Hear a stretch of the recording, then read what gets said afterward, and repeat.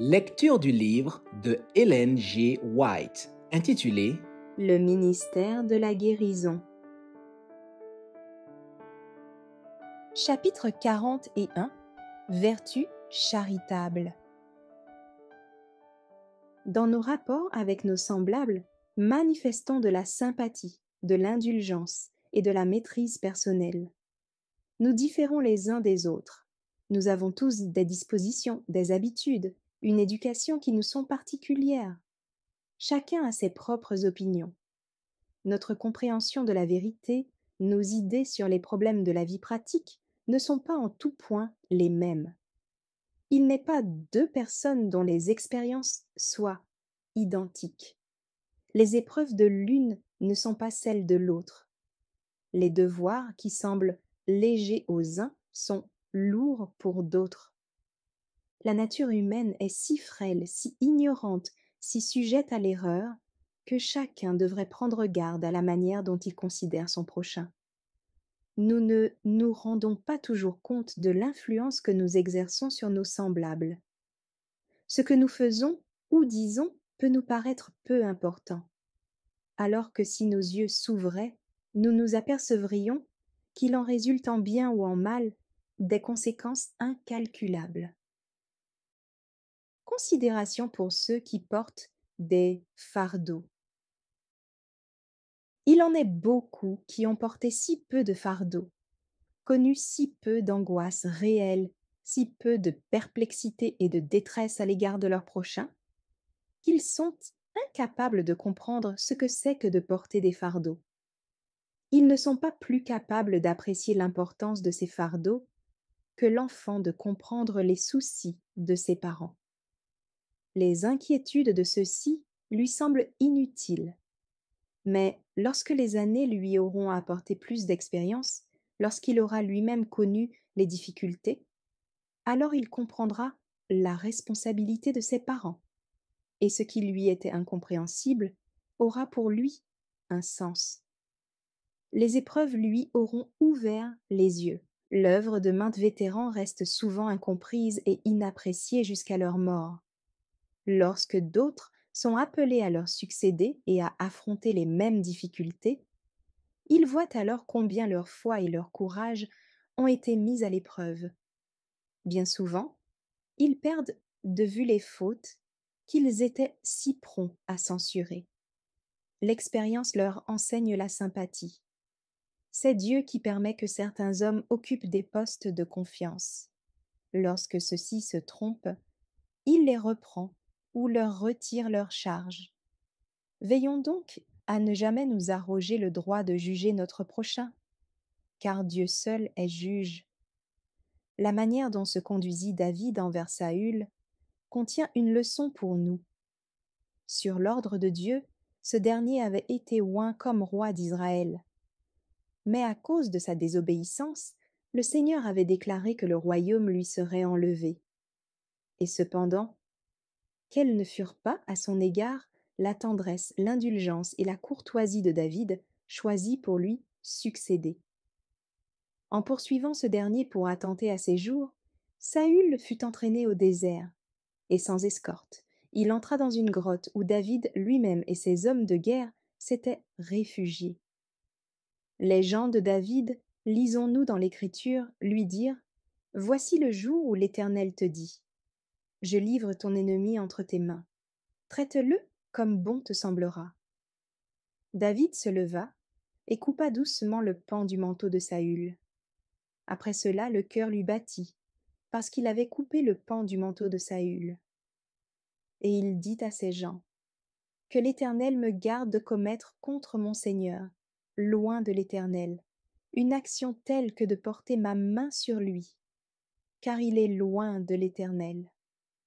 Ne jugez point, afin que vous ne soyez point jugés, car on vous jugera du jugement dont vous jugez, et l'on vous mesurera avec la mesure dont vous mesurez.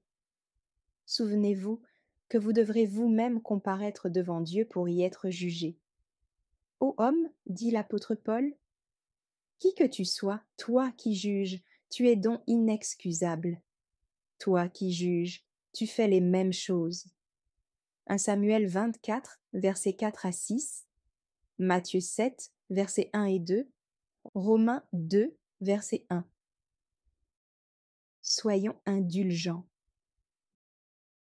Ne nous laissons pas aigrir par des torts réels ou imaginaires. Notre plus grand ennemi, c'est nous-mêmes. Aucune forme du vice n'a d'effet plus funeste sur le caractère qu'une passion qui n'est pas contrôlée par le Saint-Esprit. Aucune victoire ne nous sera aussi précieuse que celle que nous aurons remportée sur nous-mêmes. Ne soyons pas trop sensibles. Nous n'avons pas à veiller sur notre susceptibilité ou notre réputation, mais au salut des âmes. C'est ainsi que nous oublierons les petites divergences que nous avons avec nos semblables. Quoi que l'on pense de notre personne, quoi que l'on nous fasse, rien ne doit nous priver de notre unité avec le Christ, de la communion avec le Saint-Esprit. Quelle gloire y a-t-il à supporter de mauvais traitements pour avoir commis des fautes? Mais si vous supportez la souffrance lorsque vous faites ce qui est bien, c'est une grâce devant Dieu. 1 Pierre 2, verset 20. Ne vous vengez pas. Évitez autant que faire se peut toute cause de malentendu. Fuyez l'apparence du mal. Sans sacrifier vos principes, soyez en paix avec tous. Si donc tu présentes ton offrande à l'autel, et que là tu te souviennes que ton frère a quelque chose contre toi, laisse là ton offrande devant l'autel, et va d'abord te réconcilier avec ton frère. Puis, viens présenter ton offrande. Matthieu 5, versets 23 et 24. Si des paroles blessantes vous sont adressées, ne répondez jamais dans le même esprit. Souvenez-vous que une réponse douce calme la fureur, mais une parole dure excite la colère. Proverbe 15, verset 1. Le silence a un pouvoir merveilleux. Répondre à un homme en colère ne fait souvent que l'exaspérer, alors que l'irritation cesse devant un silence indulgent. Si vous devez essuyer des propos irritants ou accusateurs, pensez à la parole de Dieu. Relisez ses promesses. Si l'on vous maltraite ou vous accuse faussement, au lieu de répondre avec colère, méditez ces belles paroles. Ne te laisse pas vaincre par le mal, mais surmonte le mal par le bien. Romains 12, verset 21. Recommande ton sort à l'Éternel, mets en lui ta confiance, et il agira. Il fera paraître ta justice comme la lumière, et ton droit comme le soleil à son midi. Psaume 37, versets 5 et 6. Il n'y a rien de caché qui ne doive être découvert, ni de secret qui ne doive être connu. Luc 12, verset 2. Nous avons passé par le feu et par l'eau, mais tu nous en as tirés pour nous donner l'abondance. Psaume 66, verset 12. Nous cherchons souvent auprès de nos semblables de la sympathie et des encouragements qui ne se trouvent qu'en Jésus. Dans sa miséricorde et sa fidélité, Dieu permet souvent que ceux en qui nous plaçons notre confiance nous fassent défaut, afin que nous comprenions combien il est insensé de compter sur l'homme. Ayons en Dieu une foi implicite, humble, exempte de tout égoïsme. Il connaît les peines secrètes qui nous tenaillent le cœur et que nous ne pouvons exprimer. Lorsque tout paraît sombre et inexplicable, souvenons-nous des paroles du Christ. Ce que je fais, tu ne le comprends pas maintenant, mais tu le comprendras bientôt. Jean 13, verset 7. Étudiez l'histoire de Joseph et celle de Daniel. Le Seigneur n'empêcha pas les machinations des hommes qui avaient décidé leur perte, mais il les fit tourner au bien de ses serviteurs qui avaient conservé leur foi et leur loyauté dans l'épreuve. Aussi longtemps que nous serons ici-bas, nous rencontrerons des influences adverses. Des provocations éprouveront notre tempérament. C'est en y faisant face dans un bon esprit que nous développerons en nous les grâces chrétiennes. Si le Christ habite dans nos cœurs, nous serons bons, patients, indulgents et joyeux malgré l'irritation et les tracas. Nous vaincrons le moi jour après jour et nous manifesterons un noble héroïsme.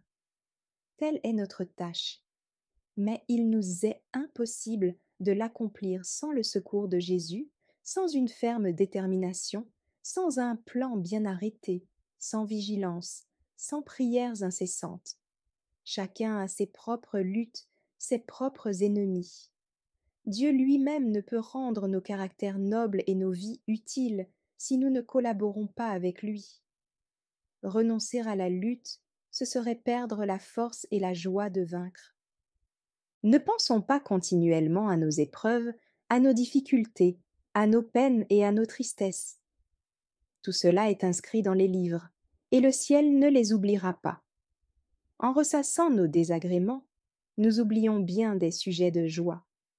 La bonté de Dieu dont nous sommes entourés à chaque instant, et l'amour dont les anges s'émerveillent, qui lui fit donner son Fils pour mourir à notre place. Si, en tant que collaborateur du Christ, vous croyez que les soucis et les épreuves vous accablent plus que les autres, n'oubliez pas qu'il y a pour vous une paix inconnue de ceux qui évitent ces fardeaux. On trouve au service du Seigneur joie et consolation. Montrons au monde qu'il ne saurait y avoir d'insuccès pour ceux qui vivent selon Dieu. Si vous êtes triste, gardez pour vous vos impressions. Ne jetez pas une ombre sur la vie de vos semblables. Une religion morose n'attire pas les âmes. Elle les éloigne, au contraire, jusque dans les filets que Satan dispose pour y faire tomber ceux qui s'égarent. Au lieu de penser à vos découragements, songez à la force qui est en Christ. Fixez votre attention sur ce qui est invisible. Dirigez vos pensées sur l'amour immense que Dieu a manifesté à votre égard. La foi endure l'épreuve, résiste à la tentation, supporte les désappointements. Jésus est notre avocat. Tout ce qui peut nous assurer sa médiation est à notre disposition. Le Sauveur a en haute estime tous ceux qui se donnent entièrement à lui.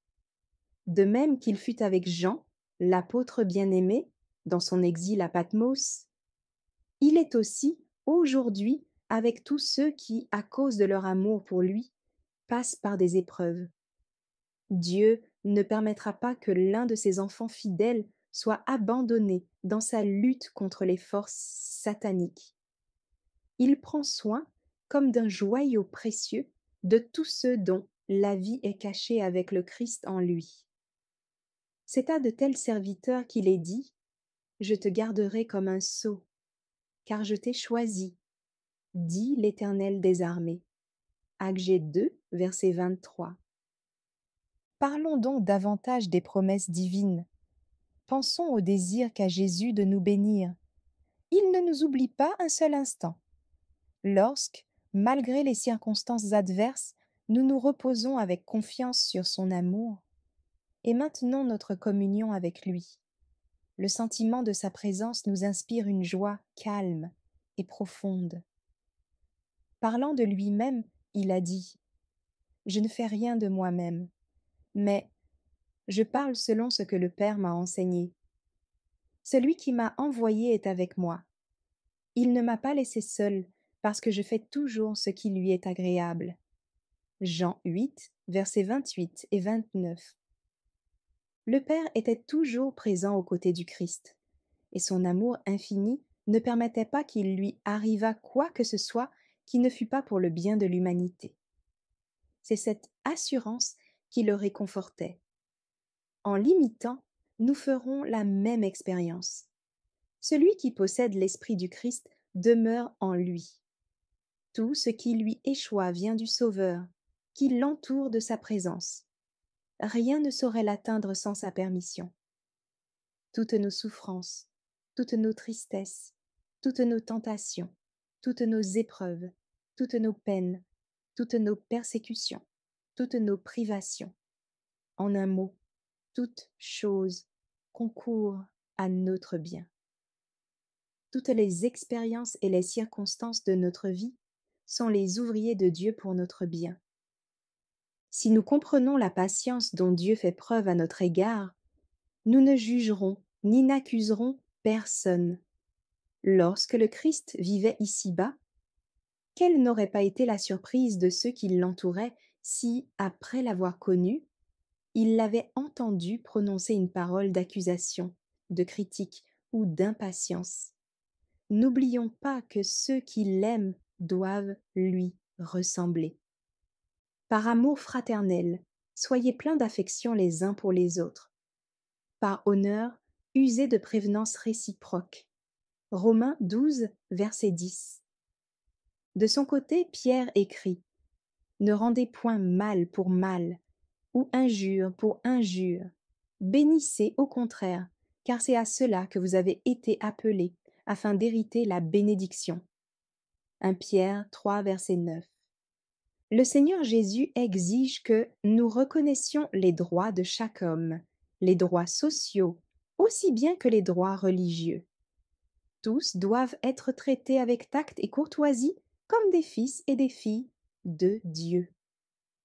Le christianisme fait d'un homme un gentleman. Le Christ était courtois, même devant ses persécuteurs. Ses vrais disciples doivent manifester le même esprit. Voyez l'apôtre Paul, traduit devant Agrippa. Tout son discours est un exemple de parfaite courtoisie, aussi bien que d'éloquence persuasive. L'Évangile n'enseigne pas la politesse formaliste du monde, mais la courtoisie qui a sa source dans un cœur débordant de bonté. L'observation de l'étiquette la plus rigoureuse ne fera pas disparaître l'irritation, la dureté de cœur et la grossièreté du langage. Le véritable raffinement ne se révèle pas aussi longtemps que nous considérons notre personne comme le centre autour duquel tout gravite. L'amour doit demeurer dans le cœur. Un vrai chrétien puise ses motifs d'action dans un amour profond pour son maître. Cet amour donne à celui qui le possède de la grâce et de l'aisance dans le maintien. Il illumine sa contenance et adoucit sa voix. Il raffine et élève son être tout entier.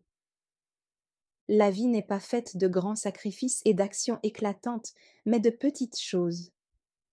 Le plus souvent, ce sont ces dernières, quelque insignifiantes qu'elles paraissent, qui déterminent le bonheur ou le malheur de notre existence. C'est parce que nous ne subissons pas avec succès les épreuves auxquelles nous soumettent parfois de petites choses, que nous acquérons de mauvaises habitudes ou que notre caractère est déformé. Et lorsque les grandes épreuves surviennent, elles nous prennent au dépourvu. Ce n'est qu'en nous conformant aux principes divins dans toutes les circonstances de la vie, petites ou grandes, que nous pourrons acquérir la force de rester fidèles dans les situations les plus critiques. Nous ne sommes jamais seuls. Que nous le voulions ou non, nous sommes toujours accompagnés. N'oubliez pas que là où vous êtes, quoi que vous fassiez, Dieu est présent. Tout ce que vous pensez, dites ou faites, rien ne lui échappe. Toutes vos paroles, toutes vos actions ont pour témoin un Dieu saint, ennemi du péché. Pensez-y, toujours avant de parler ou d'agir. En tant que chrétien, vous êtes membre de la famille royale, enfant du roi du ciel. Ne faites rien, ne dites rien qui outrage le beau nom que vous portez. Jacques 2, verset 7. Étudiez soigneusement le caractère divin et humain. Demandez-vous toujours: que ferait Jésus à ma place? Que ce soit la règle de votre vie. Ne fréquentez pas sans nécessité ceux qui, par leur séduction, affaibliraient votre désir de faire le bien ou qui troubleraient votre conscience. Ne faites rien parmi les étrangers, dans la rue, en autobus ou chez vous, qui ait la moindre apparence de mal. Accomplissez chaque jour quelque action pouvant améliorer et embellir votre vie que le Christ a rachetée par son sang. Agissez toujours par principe et non par impulsion. Tempérez de douceur et de bonté l'impétuosité de votre nature. Évitez toute légèreté et toute plaisanterie. Qu'aucun trait d'esprit déplacé ne s'échappe de vos lèvres. Ne laissez pas divaguer vos pensées. Maîtrisez-les au contraire et soumettez-les au Christ. Occupez-les à la méditation des choses saintes. C'est ainsi qu'elles seront pures et justes par la grâce du Christ. Songeons à la puissance ennoblissante des pensées pures. C'est là que réside la seule sécurité de l'âme. Un homme est tel que sont les pensées dans son âme. Proverbe 23, verset 7. On parvient à se maîtriser par l'exercice. Ce qui paraît tout d'abord difficile devient facile par la répétition constante. C'est ainsi que les bonnes pensées et les bonnes actions deviennent habituelles. Si nous le voulons, nous pouvons nous détourner de tout ce qui est bas et inférieur, et nous élever jusqu'à un haut idéal. Nous serons alors respectés des hommes et aimés de Dieu. Cultivez l'habitude de parler en bien des autres. Étendez-vous sur les qualités de ceux qui vous entourent. Voyez le moins possible leurs erreurs et leurs faiblesses. Lorsque vous êtes tenté de vous plaindre de ce que quelqu'un a fait ou dit, louez plutôt le bon côté de son caractère. Cultivez la reconnaissance envers Dieu et louez-le de ce que dans son grand amour, il est consenti que son Fils mourût à notre place. Penser à ces doléances ne rapporte rien. Dieu nous invite à méditer sur sa miséricorde et son merveilleux amour, afin que nous puissions le louer. Ceux qui sont très occupés n'ont aucun loisir à consacrer aux fautes d'autrui. Les erreurs du prochain sont des caroubes qui ne nourrissent pas ceux qui s'en repaissent. La médisance est une double malédiction, qui pèse lourdement sur celui qui parle et sur celui qui écoute. En semant la dissension et la zizanie, on récolte en son âme des fruits mortels. Le fait même de prévoir le mal chez les autres développe celui-ci chez ceux qui le prévoient. En s'arrêtant aux fautes d'autrui, on en subit l'influence, tandis que si l'on contemple Jésus, si l'on parle de son amour et de la perfection de son caractère, on est transformé à son image. En ayant devant les yeux l'idéal qu'il a placé devant nous, nous pénétrons dans une atmosphère sainte et pure, qui est la présence même de Dieu. Si nous y demeurons, nous réfléchirons une lumière qui rayonnera sur tous ceux avec lesquels nous serons en contact. Au lieu de passer notre temps à critiquer et à condamner autrui, disons plutôt « Je dois travailler à mon salut ». Si je collabore avec celui qui veut sauver mon âme, il me faut veiller avec soin sur moi-même, éviter tout ce qui est mal, vaincre chacun de mes défauts, devenir une nouvelle créature en Christ. Alors, au lieu de chercher à affaiblir ceux qui luttent contre le mal, je peux les affermir par des paroles encourageantes. Nous sommes trop indifférents à l'égard de nos semblables. Nous oublions trop souvent que nos collaborateurs ont besoin de force et de courage. Assurez-les de votre intérêt et de votre sympathie. Soutenez-les par vos prières et qu'ils sachent que vous le faites. Tous ceux qui prétendent être ouvriers du Seigneur ne sont pas pour cela de vrais disciples. Parmi les hommes qui portent son nom et qui font même partie de ses serviteurs, il en est qui ne le représentent pas par leur caractère. Ils ne se laissent pas diriger par ses principes. Ils sont souvent une cause de perplexité et de découragement pour leurs collaborateurs plus jeunes dans l'expérience chrétienne. Mais nul ne doit être induit en erreur. Le Christ nous demande de suivre le parfait exemple qu'il nous a donné. On trouvera jusqu'à la fin des temps de l'ivraie parmi le bon grain. Lorsque les serviteurs, dans leur zèle pour l'honneur du maître, demandèrent la permission d'arracher l'ivraie, « Non, dit-il, de peur qu'en arrachant l'ivraie, vous ne déraciniez en même temps le blé. Laissez croître ensemble l'un et l'autre jusqu'à la moisson. » Matthieu 13, verset 29, verset 30. Dieu, dans sa miséricorde et sa patience, supporte les pervers et même les hypocrites. Parmi les disciples choisis par Jésus, il y avait Judas, le traître. Faut-il être surpris ou découragé si, aujourd'hui, des fourbes se glissent parmi les serviteurs de Dieu? Si celui qui lit dans les cœurs pouvait supporter le disciple qui allait le trahir, quelle ne devrait pas être notre patience envers ceux qui sont en défaut? D'ailleurs, les hommes qui paraissent les plus coupables ne sont pas tous comme Judas.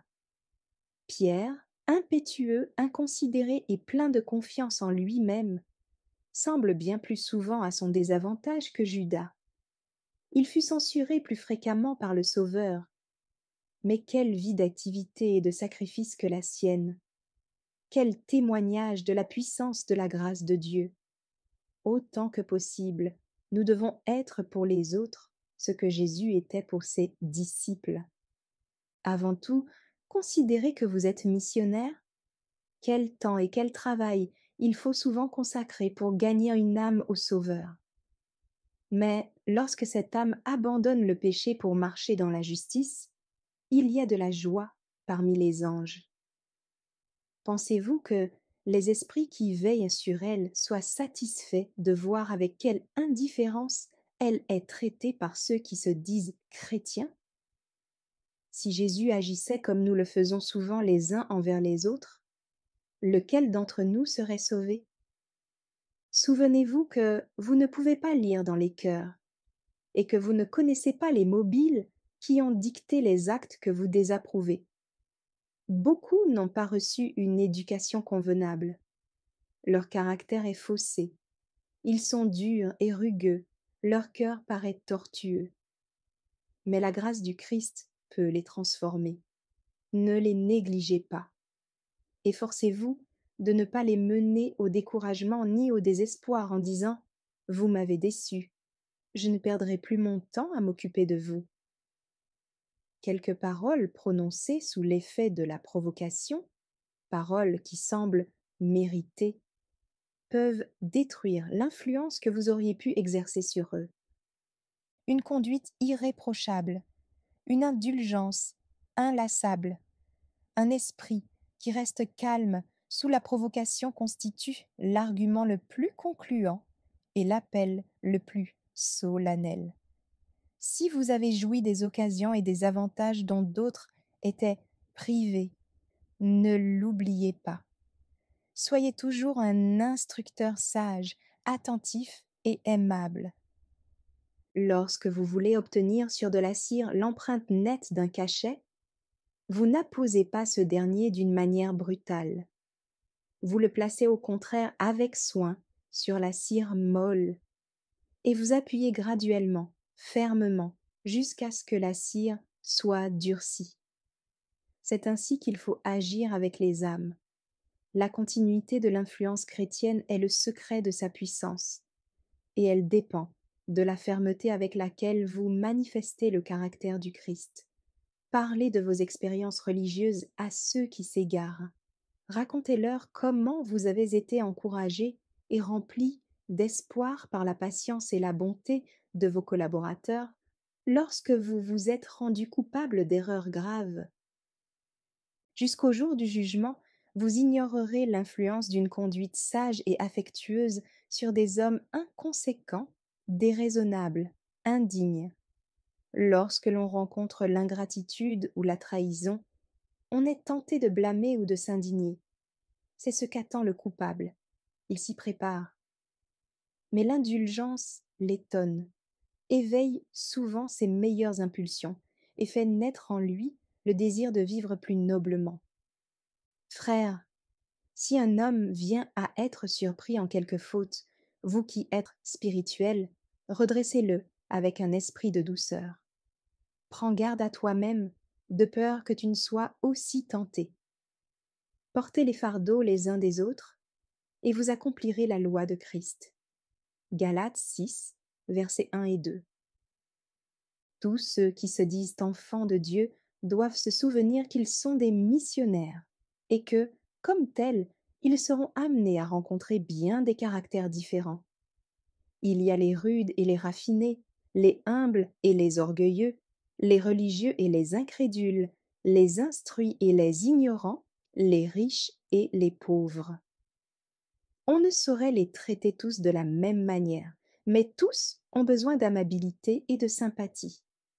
Par un contact mutuel, les esprits se polissent et se raffinent. Dépendant les uns des autres, nous sommes étroitement unis par les liens de la fraternité humaine. C'est par les relations sociales que le chrétien entre en rapport avec ses semblables. Qu'il fasse briller la lumière divine qu'il a reçue sur le chemin ténébreux de ceux qui se perdent. Qu'il ne considère pas l'amour du Sauveur comme un trésor précieux et sacré qui n'appartient qu'à lui, qu'il soit au contraire comme une source d'eau qui jaillit jusque dans la vie éternelle et désaltère tous ceux qui vont y étancher leur soif. Son influence sociale, sanctifiée par l'Esprit du Christ, l'aidera à gagner des âmes au Sauveur. Merci d'avoir écouté cette lecture. Si vous avez des questions ou des remarques sur le thème abordé, n'hésitez pas à les partager dans les commentaires et notre équipe ne manquera pas de les considérer. À bientôt sur lereste.org.